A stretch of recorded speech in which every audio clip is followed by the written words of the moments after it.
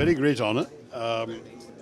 As a citizen being called upon to serve the nation at a time of crisis, for me it is an honor that I've been asked to lead the delegation, and I look forward very much to playing my part. In my mind is nothing to do with politics and everything to do with our country's national interests. And national interests, to my mind, are always above everything else. Party is completely entitled to its opinion. Clearly, this being a government delegation, the government had its own opinion as to who they felt appropriate. This is not unprecedented, and it is certainly something which, to my mind, is a good reflection of national unity at a time when unity is important. No, as I mentioned, it's a very great honor.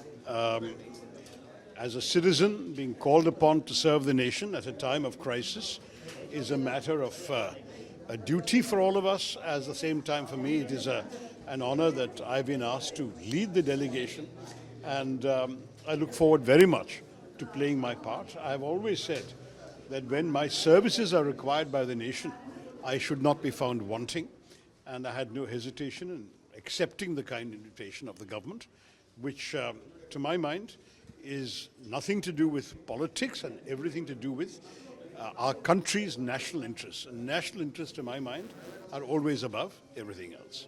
Your party, Congress, has put out a list of 4 names, Mr. Jairam Ramesh, saying that these are the names that we suggested and your name was not there in that list. How do you see this? As I've said, the party is completely entitled to its opinion. Clearly, this being a government delegation, the government had its own opinion as to who they felt appropriate. And I'm very, I must say, unaware of any further contacts between the government and my party.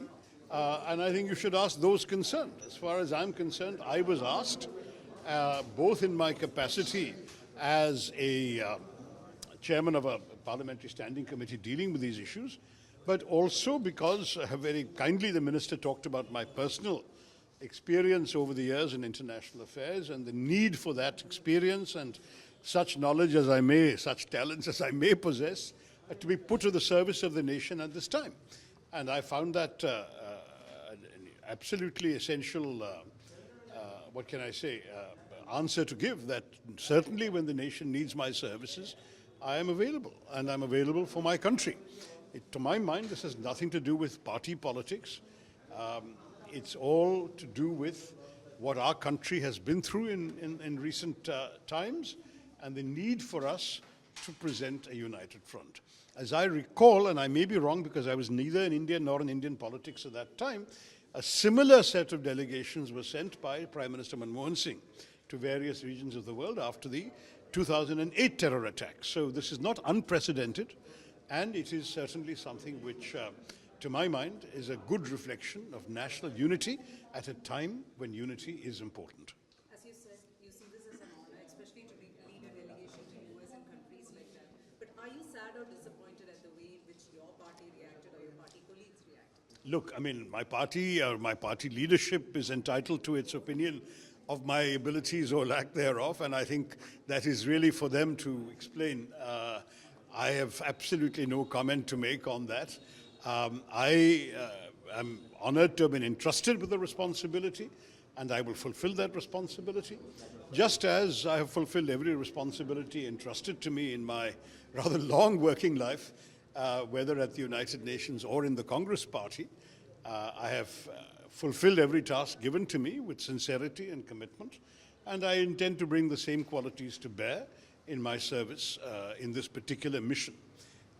We are not talking about, it's a 10-day affair. I'll be going to Delhi. In any case, we have a parliamentary standing committee meeting on Monday and Tuesday on various issues, including on this particular issue.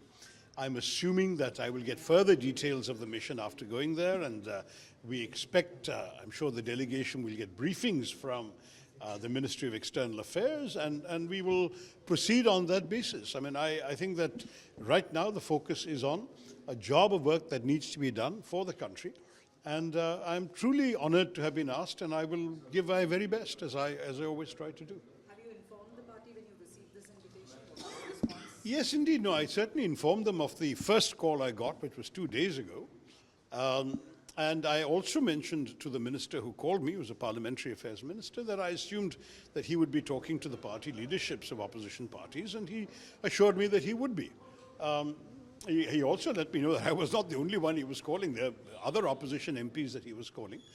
And I found it entirely appropriate, as I said, that the country should rally together on this particularly important issue. And now that I've been entrusted with the task of leading one of the delegations, I intend to give it my best shot.